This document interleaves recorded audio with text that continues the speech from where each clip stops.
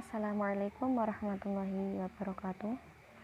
Perkenalkan, nama saya Hafidatul Husna, NIM 1820210005 sebagai presum makalah tema kelompok 9. Langsung saja, ini hasil saya setelah membaca materi dari kelompok 9. Dapat disimpulkan bahwa reksadana dikenal dengan beberapa istilah, yaitu unit trust, mutual fund, atau investment fund. Ketiga istilah tersebut sama-sama memiliki pengertian sebuah investasi kolektif di antara investor dengan tujuan investasi yang sama. Dana yang dikumpulkan oleh para investor tersebut dikelola oleh seorang fund manager. Reksadana mulai dikenal sejak abad ke-19. Di Indonesia sendiri, instrumen reksadana mulai dikenal pada tahun 1995, yaitu dengan diluncurkannya PT BDNI Reksadana, hadirnya bank muamalat, asuransi, takaful, dan tumbuhnya lembaga keuangan syariah menimbun sifat optimis meningkatnya gairah investasi yang berbasis pada investor muslim. BPEPAM mulai melakukan inisiatif untuk mewadahi investor muslim. Maka mulai tahun 1997 dihadirkan reksadana syariah dengan produk yang bernama Dana Reka Syariah. Kemudian pada tahun 2000 dihadirkan kembali produk baru dengan nama Dana Reka Syariah Berimbang. Di dalam pengelolaan reksadana terdapat lembaga-lembaga fasilitator dan mekanisme pengelolaan reksadana. Secara umum, berdasarkan hukum dan organisasinya, reksadana di Indonesia terbagi menjadi dua kelompok, yaitu reksadana perseroan dan reksadana kontrak investasi kolektif. Berdasarkan konsentrasi portofolio reksadana yang dikelola oleh manajer investasi, dapat dibedakan beberapa jenis reksadana, yaitu sebagai berikut: reksadana pasar uang, reksadana penetapan tetap, reksadana saham, dan reksadana campuran. Reksadana syariah tidak terlepas dari resiko yang mungkin terjadi pada setiap aktivitas investasi.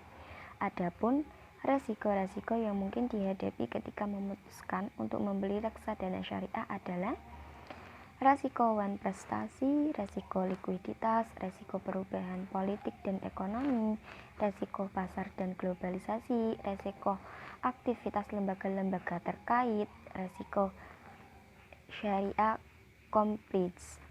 Dalam pengembangan reksadana syariah diakui ada kendala-kendala yang dihadapi. Oleh karena itu, kendala dan solusi yang bisa ditaruhkan dalam pengembangan reksadana syariah di Indonesia antara lain: 1. Reksadana syariah relatif kurang dikenal oleh masyarakat umum.